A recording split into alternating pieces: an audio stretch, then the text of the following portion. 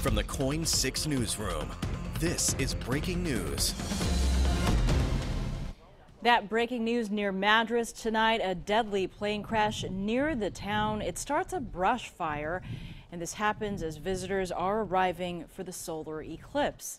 Welcome to KOIN 6 News. I'm Anna Canzano. We have crews throughout the region covering Monday's solar eclipse, and of course, Madras is one of the key destinations where people are headed.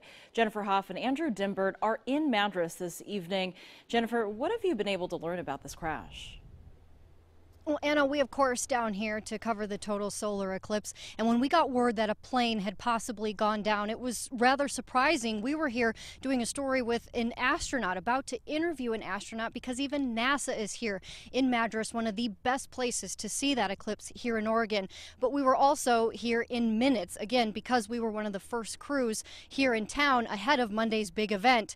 And what we saw, we knew probably wouldn't be good. I want to bring in now our Andrew Dimbert. Behind us, you can see, Andrew, is where that plane went down. It's a very steep canyon. Tell me what some of the folks on the ground who live around here are telling you. Yeah, so we spoke to dozens of witnesses, many right here on the canyon. Some say that they looked up because they heard the plane was struggling and they knew it probably wouldn't have a good outcome, and then they saw it go down, saw the plume of smoke, which really you could see for miles. This happened just before 2 p.m. We were in Madras for only about 10 minutes when we saw that plume of smoke, and we came over here. Now, we can confirm that the pilot and passenger, the only two people on board that plane, both died. Now, the circumstances around this crash still unknown. The FAA and NTSB are investigating. We're learning more about this plane, though. We're told it's a single-engine, home-built Wheeler Express. Now, witnesses that we talked to also say that the plane seemed to be going too fast, that it took a big turn before just kind of dying and nosediving into the Willow Creek Canyon. Listen to what one woman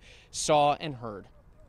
I heard the plane coming in, and I heard it sputtering some, which is not uncommon. We hear it quite often, so I didn't really think much about it.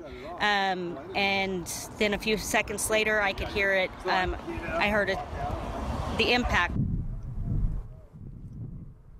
So after that impact, there was a large fire in the area. A local farmer was the first on scene. He tried to put out the flames. All local volunteer firefighters were also called into action. That fire was under control in really just a couple of minutes. We're told that there's no threat to any structures around here. Of course, you can see it's a pretty rural area, but the flames are out at this time. No other threat to the public. Again, though, 2 souls were aboard that plane. Both of them died on scene. And they got that fire out rather quickly. Mm-hmm.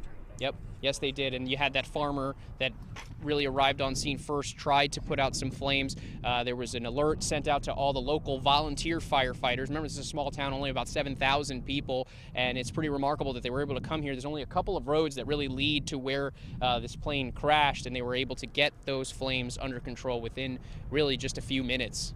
Some light white smoke still behind us where that plane crash happened. We will, of course, continue to cover this story along with all of the events leading up to the big event, which is why hundreds of thousands of people will descend upon Madras here for Monday's big solar eclipse. Another note, the airport here just off to my left, we are continuing to work on whether that plane was trying to land at the local airport.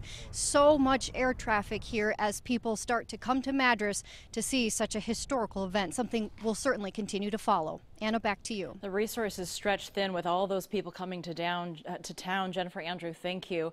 KOIN 6 is covering this eclipse across Oregon's path of totality, out at the coast in Lincoln City and really everywhere in between. Let's begin right now at the Portland International Airport with Jennifer Dowling, who is tracking down travelers who've come to town. Jennifer? Good afternoon. You don't have to look very far to find people who are coming here as part of eclipse tourism. We just spoke to actually a youngster who is trying to get on camera here.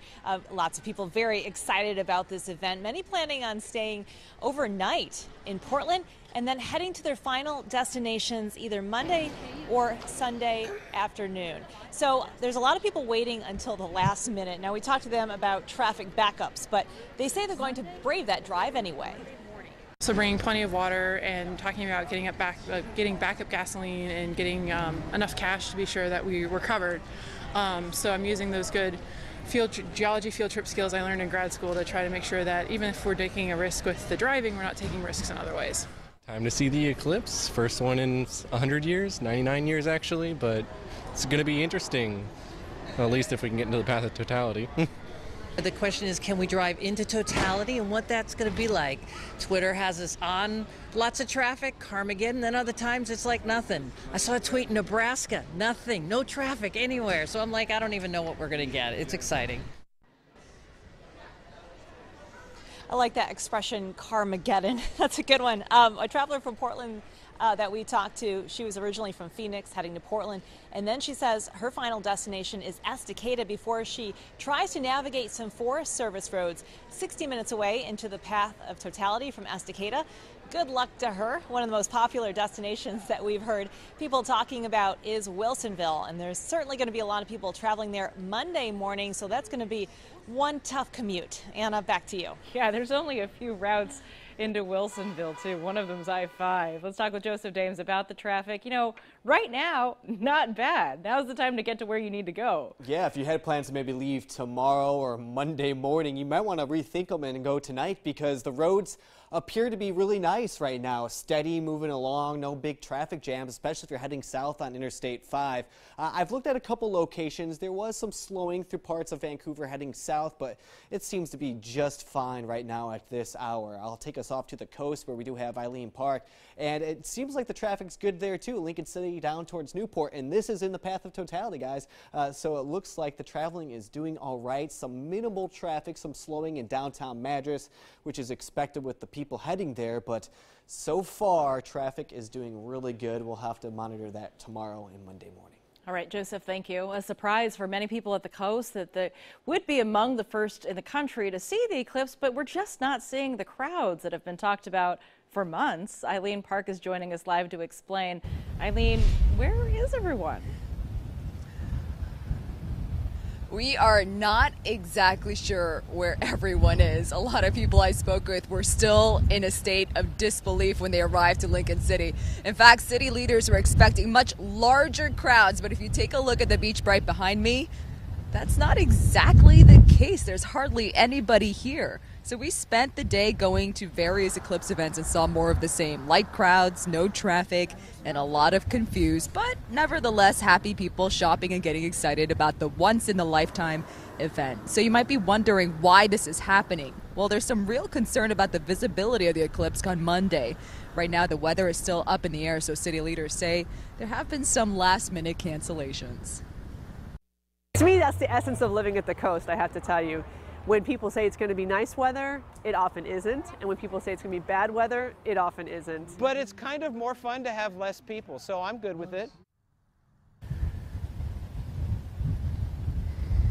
City leaders say hotel occupancy is still at 90% though, but they do not see the tens of thousands of visitors that they were expecting. So that means if you're home and you're watching this right now and you haven't made any eclipse plans yet, there's still a chance for you to book a room and head on over to Lincoln City because there is no traffic right now. But you do risk not being able to see the eclipse because right now we just don't know if it's going to be cloudy or not. Anna, I'll send it back to you. Playing the odds, maybe. We'll see. Eileen, thank you. Next on KOIN 6 News, a first-hand account of why proper eyewear is essential to see Monday's eclipse. Stay with us.